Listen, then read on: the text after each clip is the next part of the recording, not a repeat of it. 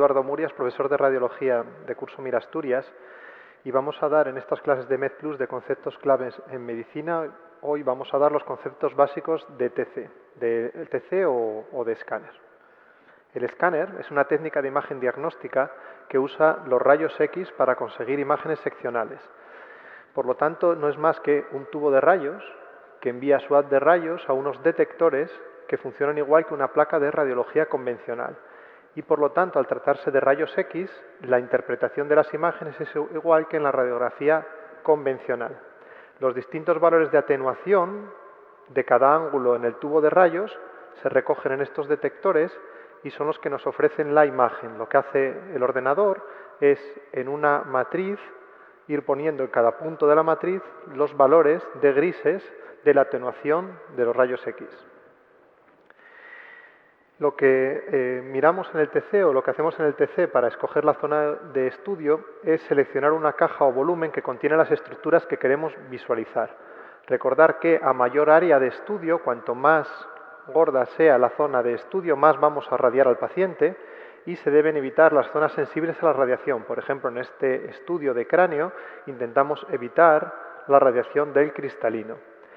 Nosotros escogemos en el escáner el grosor del corte que queremos hacer y la velocidad del movimiento del tubo de rayos, que son los principales factores que podemos modificar en la adquisición de la imagen. Cuando tenemos la imagen ya hecha por el escáner, lo que vamos a ver es un conjunto de valores en una escala de grises. Esa escala de grises, que son las unidades Hounsfield, van de -1000 a +1000. Las estructuras que están cerca, que son negativas o están más cerca del -1000, se van a ver negras, como por ejemplo el aire.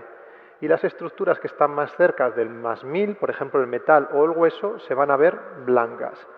En el 0 aproximadamente está el agua y por debajo del 0 tenemos la grasa, que es un poco más negra, y por encima del 0 ya las partes blandas y la sangre, que está por encima del 60. Si nosotros toda la escala de grises que nos da el escáner la ponemos a la vez en la pantalla, nuestro ojo no es capaz de distinguir la imagen y vamos a ver una imagen que solo es blanca. Por lo tanto, tenemos que escoger una escala de grises pequeña dentro de todos los tonos de gris que nos da el escáner. Esa pequeña ventana, es lo que se conoce como ventanas, son la escala de grises que nosotros podemos seleccionar para poder ver las imágenes. Y dependiendo de lo que queremos ver, tenemos que escoger una u otra ventana. Por ejemplo, podemos escoger una ventana que esté alrededor del 20, 40, 60 para poder ver las partes blandas, y es lo que se considera ventana de partes blandas. Y podemos poner una ventana que sea más negativa, que esté más cerca del -100, -200, -300 para ver, por ejemplo, el aire, y podemos coger una ventana de pulmón. El escáner también permite algoritmos de reconstrucción. No solo es las ventanas, sino que podemos reconstruir, por ejemplo, con un algoritmo de hueso para ver mejor el hueso.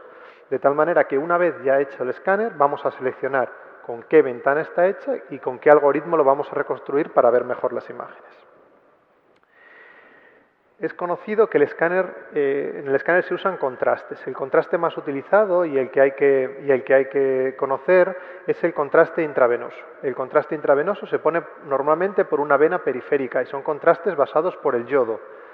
El contraste, al introducir una vena periférica, se distribuye por el cuerpo, de tal manera que introducimos el contraste en una vena periférica, de ese contraste pasa a la vena cava superior, se distribuye por las arterias del cuerpo y luego vuelve por las venas hasta que se elimina por el riñón el contraste yodado. De tal manera que nosotros, una vez puesto el contraste, según a qué tiempo disparemos el escáner, vamos a tener el contraste tiñendo una u otras estructuras. De tal manera que, por ejemplo, si yo lo disparo a los 5 segundos aproximadamente, el contraste está distribuyéndose por las arterias pulmonares, de tal manera que voy a hacer un estudio con el contraste en las arterias pulmonares, lo que se llama un angiotac de arterias pulmonares. Si meto el contraste y espero, por ejemplo, 15 segundos, el contraste va a estar en las arterias y entonces voy a hacer angio-TCs arteriales. Las arterias van a estar blancas. Si espero un poco más, el contraste va a estar en el parénquima de los órganos, y si espero más, el contraste va a estar en las venas o en los riñones, de tal manera que yo puedo escoger qué zona de estudio del escáner quiero hacer según el tiempo de administración del contraste. Así podemos hacer contrastes, por ejemplo, podemos hacer estudios, por ejemplo, sin contraste intravenoso, con el contraste en las arterias, con el contraste en el parénquima y con el contraste en los riñones. Además, puedo hacer al mismo paciente durante la misma administración del contraste varias imágenes, de tal manera que puedo disparar cuando el paciente no tiene contraste, cuando el paciente tiene contraste en arterial, cuando el paciente tiene contraste en parenquimatosa o cuando el paciente tiene el contraste en fase excretora. Estos son los que se llaman TAC multifásicos o multifase o fases del TC, que son las fases sin contraste, arterial, portal o excretora, y son las que nos permiten identificar las diferentes lesiones. El escáner hace imágenes axiales y nosotros podemos reconstruirlas. Esas reconstrucciones se llaman reconstrucciones MPR, reconstrucciones multiplanales, de tal manera que yo puedo, desde la imagen fuente axial, ver imágenes en el plano sagital o en el plano coronal, ¿vale? Pero la adquisición del escáner siempre es en el plano axial.